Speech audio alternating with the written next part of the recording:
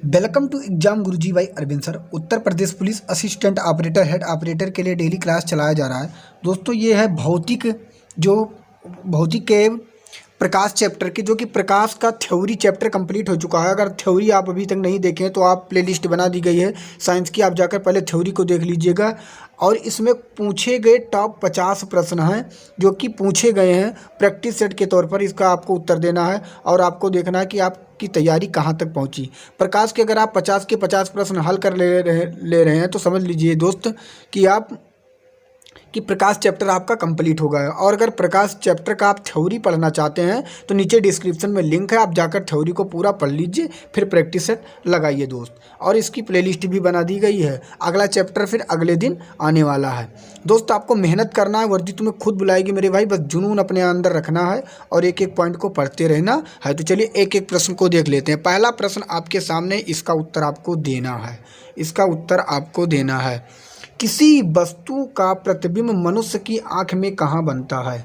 तो किसी वस्तु का जो प्रतिबिंब बनता है वह मनुष्य के दोस्तों रेटिना पर बनता है, जो कि correct answer option number D सही हो जाएगा। डी इसका करेक्ट आंसर हो जाएगा। अगला प्रश्न आपके सामने है, इसका उत्तर आपको देना है, निम्नलिखित में से कौन सा प्राथमिक रंग नहीं है? कौन सा प्राथमिक रंग नहीं है? तो मेरे भाई बता दूं, हरा भी प्राथमिक रंग है, पीला नहीं है, लाल भी है, नीला भी। तो इसका correct answer option number B सही हो जाएगा। ऑप्शन नंबर बी सही हो जाएगा। अगला प्रश्न आपके सामने है, ल्यूमेन एकक है। ल्यूमेन एकक है तो ल्यूमेन का मतलब इकाई है। ल्यूमेन किसका इकाई है मेरे भाई? तो वह जो है वह ज्योति फ्लक्स का है, जो कि करेक्ट आंसर ऑप्शन नंबर ये में दिया गया है। अगला प्रश्न आपके सामने है दोस्त, अगर अभी तक आपने वीडियो को लाइक नहीं किया है तो प्लीज़ वीडियो को लाइक कर दें। अगर आप चैनल पर नए हैं तो चैनल को अभी के अभी सब्सक्राइब कर लें। दोस्त अगर आप इसी तरह प्रैक्टिस करते रहेंगे तो मैं दावे के साथ कहता हूं कि आप सिलेक्शन के बिल्कुल करीब पहुंचेंगे और वर्दी भी आपको मिलेगी। बस आपको क्या करना है, प्रैक्टिस डेली करते रहना है। लैम्बर्ट नियम किससे संबंधित है? तो जो लैम्बर्ट नियम है मेरे भाई, वह जो संबंधित है वह प्रदीप्त संबंधित है, जो कि correct answer option number D सही हो जाएगा। अगला प्रश्न आपके सामने है, रेटिना पर बना प्रतिबिंब होता है। रेटिना पर बना प्रतिबिंब होता है तो जो रेटिना पे बनता है वह वस्तु से छोटा बनता है लेकिन उल्टा बनता है। तो इसका correct answer option number D सही हो जाएगा। दोस्त लगभग 50 प्रश्न हैं और आपको बताना है कि आप इसमें से कितने प्रश्न हल कर पाते हैं। और जो टॉपिक वाइज क्लास चल रही है उसका आपको नोट्स बनाते रहना अगर आपको सिलेक्शन लेना है तो चलिए अगले प्रश्न को देख लेते हैं। मृग मारीचिका बनाने वाली प्रघटना को क्या कहते हैं? मृग मारीचिका बनाने वाली प्रघटना को क्या कहते हैं? तो इसका करेक्ट आंसर क्या होगा? व्यतिकरण या विवर्तन या ध्रुवीकरण या पूर्ण आंतरिक परावर्तन। तो मेरे भाई जो इसका करेक्ट आंसर होने वाला है वो ऑप्शन नंबर डी होगा, पूर्ण आंतरिक परावर्तन। पूर्ण आंतरिक परावर्तन। अगला प्रश्न आपके सामने, प्रकाश के विद्युत चुंबकीय स्वरूप की खोज किसने की? तो प्रकाश के विद्युत चुंबकीय स्वरूप की खोज आपको बताना है, स्नेल ने कि न्यूटन ने कि मैक्सवेल ने कि यंग ने। तो जो इसका करेक्ट आंसर होगा वह ऑप्शन नंबर सी होगा, मैक्सवेल ने। कि इसका correct answer option number C सही हो जाएगा। तो अगला प्रश्न आपके सामने है, इसका उत्तर आपको देना है, प्रकाश का तरंग सिद्धांत किसके द्वारा प्रतिस्थापित किया गया? इसका करेक्ट आंसर क्या होगा? तो आप ध्यान से देखेंगे, जो इसका करेक्ट आंसर होगा वह हाइगेंस के द्वारा, जो कि ऑप्शन नंबर बी में दिया गया है। अगला प्रश्न आपके सामने है, प्रकाश छोटे छोटे कणों से मिलकर बना है, जिसे क्या कहते हैं? उस कण को क्या कहते हैं पूछा गया है। तो जो इसका करेक्ट आंसर होगा मेरे भाई बताना है, परमाणु की, न्यूट्रॉन की, प्रोटॉन की, फोटॉन। तो इसका करेक्ट आंसर होगा ऑप्शन नंबर डी, फोटॉन। अगला प्रश्न आपके सामने है, तारे टिमटिमाते हैं। तो तारे टिमटिमाते हैं, इसका करेक्ट आंसर क्या होगा? तो इसका जो करेक्ट आंसर होगा वह होगा ऑप्शन नंबर ये, परावर्तन के कारण। परावर्तन के कारण आकाश के तारे टिमटिमाते हुए दिखाई देते हैं। अगला प्रश्न आपके सामने है, दूरबीन का आविष्कार किसने किया? दूरबीन का आविष्कार किसने किया? तो इसका जो करेक्ट आंसर होगा दोस्त वह होगा गैलीलियो, जो कि ऑप्शन नंबर ए में दिया गया है। ऑप्शन नंबर ए बिल्कुल सही आंसर हो जाएगा। अगला प्रश्न आपके सामने है, फोटोग्राफी में मुख्य रंग कौन से होते हैं? फोटोग्राफी में मुख्य रंग कौन से होते हैं? तो लाल, नीला, पीला नहीं होता है। लाल, पीला यहाँ पर भी है और पीला यहाँ पर भी। इसका correct answer option number C सही होगा, लाल, नीला, हरा। अगला प्रश्न आपके सामने है, प्रकाश का रंग निश्चित किया जाता है। तो प्रकाश का रंग जो निश्चित किया जाता है दोस्त किससे? तो इसका जो करेक्ट आंसर होगा तरंग दैर्ध्य द्वारा, जो कि ऑप्शन नंबर सी में दिया गया है। ऑप्शन नंबर सी बिल्कुल करेक्ट आंसर हो जाएगा। अगला प्रश्न आपके सामने है, इसका उत्तर आपको देना है, रोगियों के दांत देखने में दंत चिकित्सकों द्वारा प्रयुक्त दर्पण क्या होता है? तो जो रोगी के दांत देखे जाते हैं वो डॉक्टर किस दर्पण से देखते हैं? तो इसका जो करेक्ट आंसर होगा वह अवतल होगा, जो कि ऑप्शन नंबर बी में दिया गया है। अगला प्रश्न आपके सामने है, वाहन पीछे से आने वाले वस्तुओं को देखने के लिए किसका प्रयोग करते हैं? तो जो वाहन होता है और बगल में हेडलाइट होता है, यहाँ पे जो वो पीछे से आने वाले व्यक्तियों को जो देखते हैं वहाँ पे उत्तल लेंस का प्रयोग होता है, जो कि ऑप्शन नंबर ए में दिया गया है। अगला प्रश्न आपके सामने है, इसका उत्तर आपको देना है, इंद्रधनुष के किस रंग का विक्षेपण अधिक होता है? इंद्रधनुष के किस रंग का विक्षेपण अधिक होता है? तो जो इसका करेक्ट आंसर होगा वह ऑप्शन नंबर ये सही हो जाएगा, बैगनी। बैगनी इसका करेक्ट आंसर होगा मेरे भाई। मैं आपको बता दूं, अगर आपने अभी तक वीडियो को लाइक नहीं किया है प्लीज़ वीडियो को लाइक कर दें और चैनल को अभी सब्सक्राइब नहीं किया, नए चैनल पे हैं तो अभी के अभी चैनल को सब्सक्राइब कर दें। अगला प्रश्न आपके सामने, चंद्र ग्रहण कब घटता है? चंद्र ग्रहण कब घटता है? इसका उत्तर क्या होगा? तो जो इसका करेक्ट आंसर होगा मेरे भाई वह होगा ऑप्शन नंबर बी, पूर्णिमा के दिन। इसका correct answer option number B सही हो जाएगा। अगला प्रश्न आपके सामने, सूर्य ग्रहण तब होता है जब चंद्रमा बीच में होता है या पृथ्वी बीच में या सूर्य बीच में या सूर्य, चंद्रमा तथा पृथ्वी एक रेखा में हो तथा बृहस्पति उस रेखा में ना हो। तो इसका करेक्ट आंसर होगा जब पृथ्वी बीच में होता है तब सूर्य ग्रहण होता है, जो कि ऑप्शन नंबर बी में दिया गया है। अगला प्रश्न आपके सामने है, पूर्ण सूर्य ग्रहण का अधिकतम समय क्या होता है? तो जो इसका करेक्ट आंसर होगा वह ऑप्शन नंबर दोस्तों आपको बताना है, जो कि होगा बी 460। ऑप्शन नंबर बी इसका सही आंसर हो जाएगा। अगला प्रश्न आपके सामने, सूर्य ग्रहण के समय सूर्य कौन सा भाग दिखाई देता है? तो सूर्य ग्रहण के समय सूर्य का किरीट या कोरोना नामक भाग दिखाई देता है, जो कि correct answer option number B सही हो जाएगा।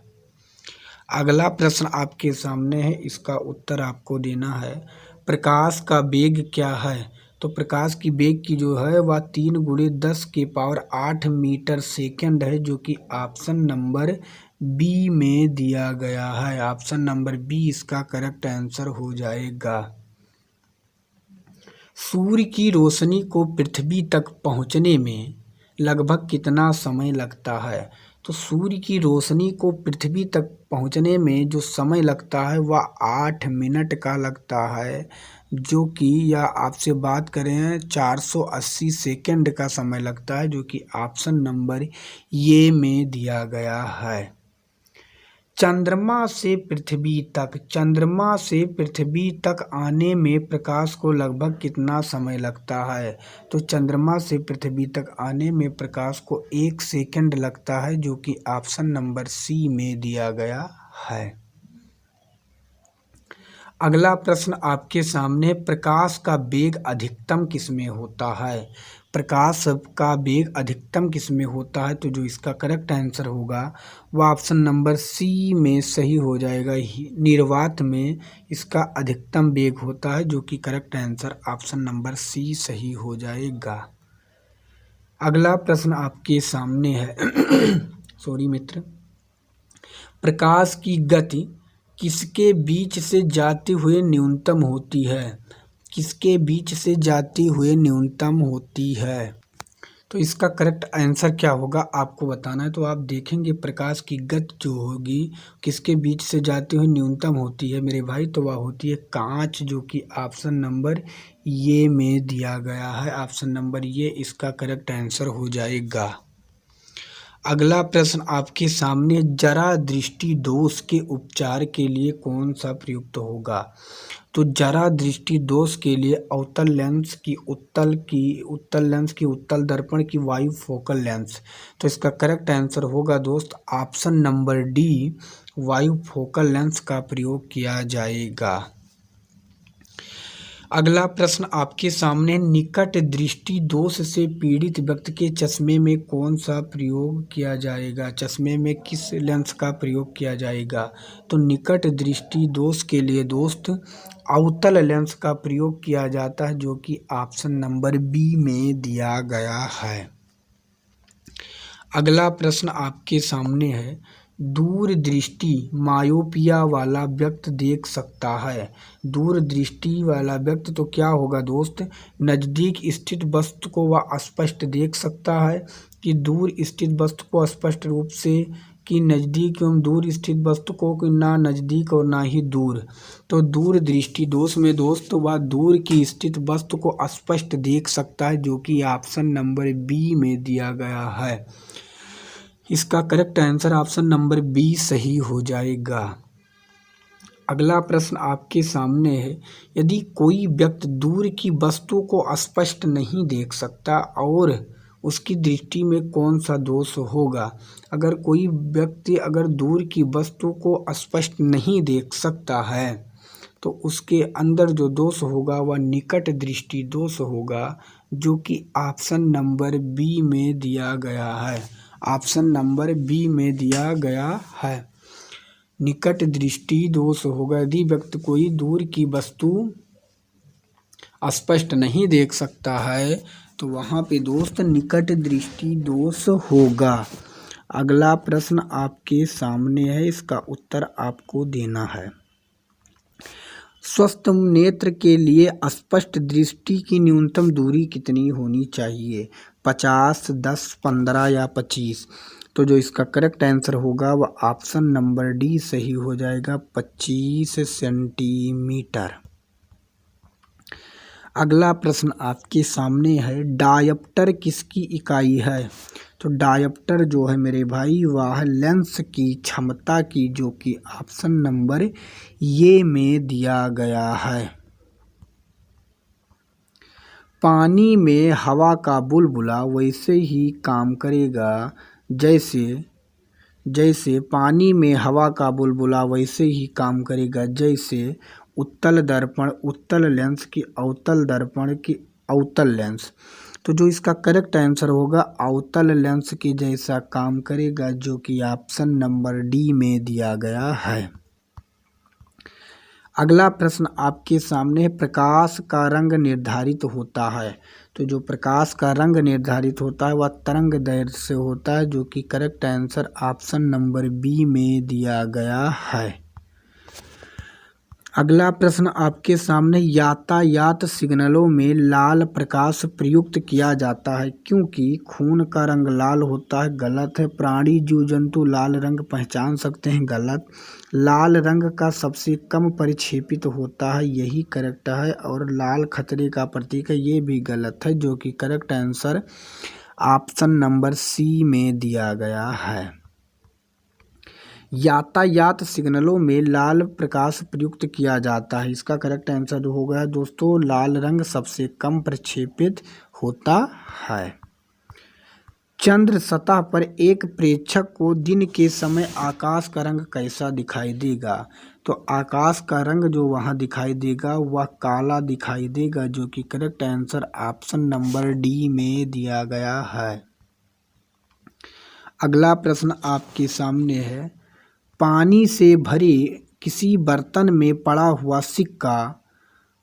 सिक्का किस कारण थोड़ा उठा हुआ प्रतीत होता है? तो इसका जो करेक्ट आंसर होगा वह होगा प्रकाश के अपवर्तन के कारण, जो कि ऑप्शन नंबर बी में दिया गया है। एक कटा हुआ हीरा क्यों जगमगाता है? एक कटा हुआ हीरा क्यों जगमगाता है? इसकी आणविक संरचना के कारण, प्रकाश के शोषण के कारण, गलत, पूर्ण आंतरिक परावर्तन के कारण, जो कि correct answer option number C सही हो जाएगा। अगला प्रश्न आपके सामने है, वातावरण में प्रकाश का विसरण निम्नलिखित की वजह से होता है। तो वातावरण में जो प्रकाश दोस्तों ये कण होते हैं, जब इस पे प्रकाश फैलता है तो ये चारों तरफ फैल जाते हैं, तो धूल और कण के कारण इसके कारण प्रकाश फैलता है, जो कि ऑप्शन नंबर बी में दिया गया है। अगला प्रश्न आपके सामने, सूर्य ग्रहण कब होता है? तो सूर्य ग्रहण जो होता है वह होता है मेरे भाई अमावस्या के दिन, जो कि करेक्ट आंसर ऑप्शन नंबर ये सही हो जाएगा। और जो चंद्र ग्रहण होता है वह पूर्णिमा के दिन होता है। अगला प्रश्न आपके सामने, प्रकाश का वेग सर्वप्रथम किसने ज्ञात किया? तो प्रकाश का वेग सर्वप्रथम जो ज्ञात किया दोस्तों आपको बताना है, रोमर ने ज्ञात किया, जो कि correct answer option number C सही हो जाएगा। अगला प्रश्न है, प्रकाश में ध्रुवण की घटना से यह सिद्ध होता है कि प्रकाश की तरंगें तीक्ष्ण, गलत, प्रगामी, गलत, ये अनुप्रस्थ तरंगे हैं, जो कि ऑप्शन नंबर सी सही है। प्रकाश के चिकने पृष्ठ से टकराकर वापस लौटने की घटना को क्या कहते हैं? तो किसी चिकने पृष्ठ से टकराकर वापस लौटने की घटना को दोस्तों प्रकाश का परावर्तन कहते हैं, जो कि correct answer option number B सही हो जाएगा। अगला प्रश्न आपके सामने है, प्रकाश विकिरण की प्रकृति होती है तो वह कैसी होती? तरंग के समान, कण के समान, या तरंग एवं कण दोनों के समान, या तरंग एवं कण के समान नहीं? तो इसका correct answer option number C सही हो जाएगा, तरंग एवं कण के दोनों के समान। तो दोस्तों इसका अगर आप पीडीएफ पाना चाहते हैं तो आप हमारे टेलीग्राम पर चले जाइए, वहाँ पर इसका पीडीएफ आपको मिल जाएगा, जिस पे 5700 बच्चे जुड़े हैं। आपको सर्च करना होगा टेलीग्राम पर exam Guruji by Arvind sir, वहाँ से आप इसका पीडीएफ डाउनलोड कर सकते हैं। तो आशा करता हूँ ये क्लास आपको अच्छी लगी होगी। मिलेंगे एक दूसरे नेक्स्ट वीडियो में, तब तक के लिए जय हिंद, जय भारत, वंदे मातरम।